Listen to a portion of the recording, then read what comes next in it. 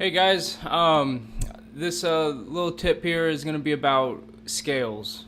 I'm focusing on the difference between diatonic and chromatic, but I'm really just focusing in on the diatonic scale, how we can use this for improvisation, and that's kind of what we're looking for. This diatonic scale really frees us up to just kind of play around and make up our own music on the fly, and that's what I'm going to show you guys how to do, or at least get you guys started in that direction. Okay, the difference between diatonic and chromatic scale is diatonic revolves around a key, and it's do, re, mi, fa, sol, la, ti, do. Okay, it's just a pattern.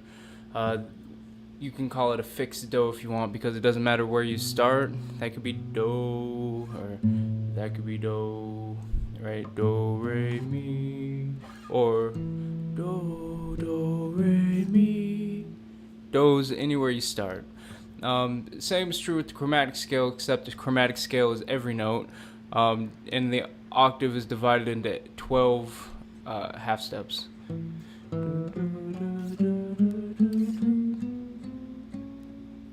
Right, so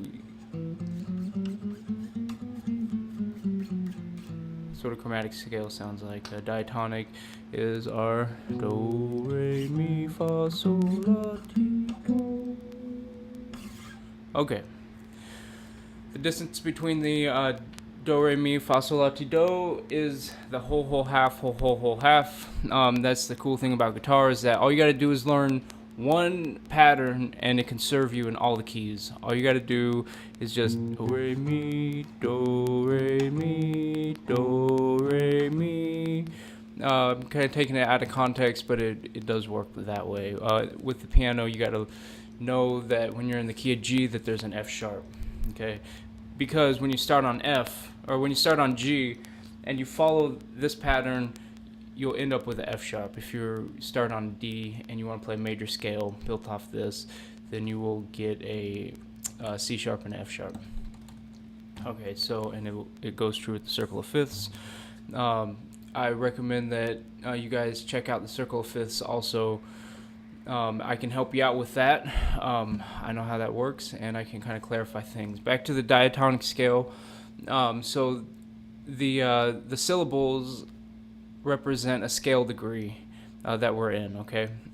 And what we can do is we can lift a chord out of each of these scale degrees.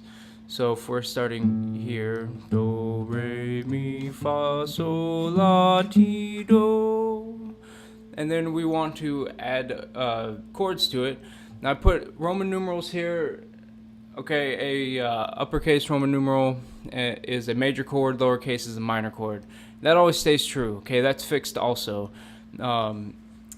Just keep it simple right now. Of course, music's free and we can do whatever we want at any time.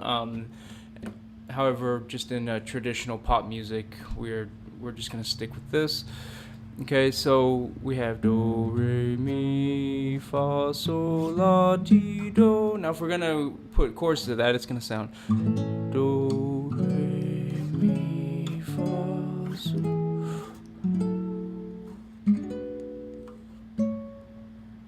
Alright, so that's me playing horizontally on the neck.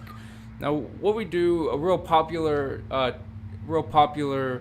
chord progression, because we don't play the chords like that. We're just going to break down the chords in a 1, 4, 5. Okay, that's a real popular blues progression. Okay, now let's say that I'm going to go to the key of G. Okay, and that's my do, that's my 1. Now my 4 chord, or my fa, is going to be C. Okay, and then D is going to be my so chord. Okay, so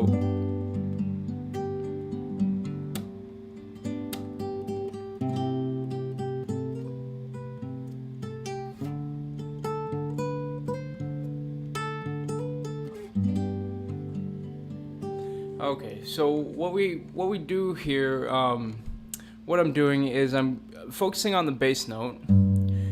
2, 3, 4, 1. So each chord gets an even number of beats, or however you want to do it.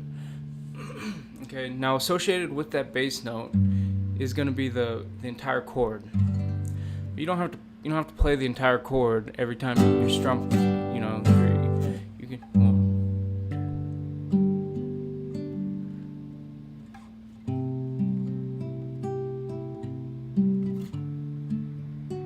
You can break it up if you want, and what you want to do is that then you want to bring a melody out. If you like to hum,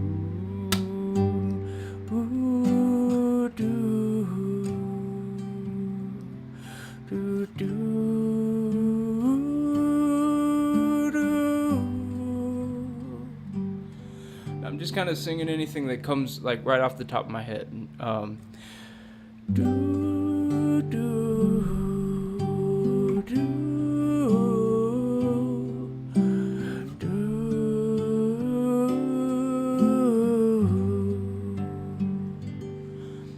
Okay,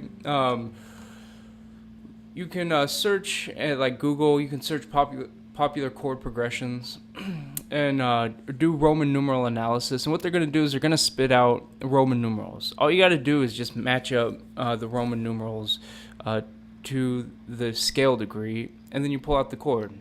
So if we're in the key of C and we have a 1, 6, 2, 5. Okay, now look at the diagram behind me, and then 1 is C, 6 is A minor, 2 is D minor, and 5 is G7, G7. And you can 1, 6, 2, 5. I mean, there's a lot of songs that have this progression in general. You can make up your own melody, but this is where the songs where you can start writing your own songs. You can just take a little piece of something. You could just go 1, 6, 1, 6. If you want a little faster.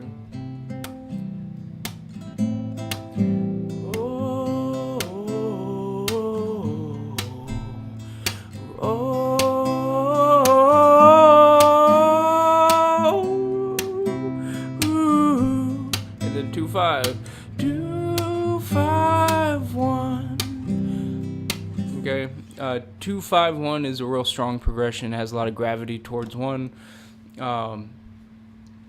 Anyways, mess around with the scales. Okay, even though it feels like it's torture, kind of learning them, you got to be able to connect them. Okay, so you can play scales this way. You can play scales. You can play them vertically as well as horizontally. I recommend doing both.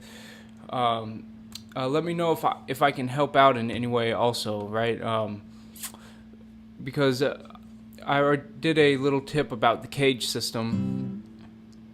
Each chord has its own scale associated with it. Okay, it's not that bad because there's only 5 of them. Okay, there's 5, and it's they spell out cage, C-A-G-E-N-D.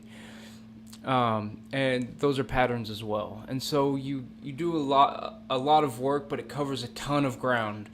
And it translates really easy. And you add a capo, and you do a lot of work, but it pays off a lot. So that's it with the scales. It's just a little tip, just to kind of like create a dialogue between you and me.